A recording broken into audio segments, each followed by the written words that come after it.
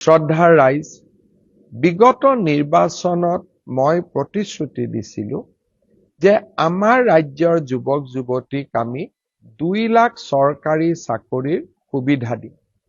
যোৱাবাৰ আমি 1 লাখ চাকৰিৰ সুবিধা দিয়াৰ কথা কৈছিলো। 1,60,000 যুৱক যুৱতীক আমি চৰকাৰী চাকৰি দিব পাৰিলো।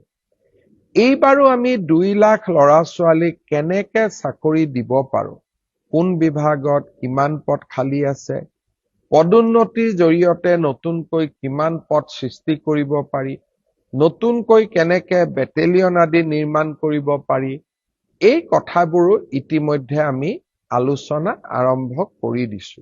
অৰ্থাৎ নিৰ্বাচনৰ সময়ত দিয়া প্ৰতিশ্ৰুতিবোৰ কেৱল মাত্ৰ নিৰ্বাচনী প্ৰতিশ্ৰুতি নহয়, ই আমাৰ উন্নয়নৰ মন্ত্ৰ, অসমক বিকাশৰ পথলৈ আগুৱাই লৈ যোৱাৰ এক আমাৰ বাবে পবিত্ৰ দায়িত্ব আৰু কৰ্তব্য।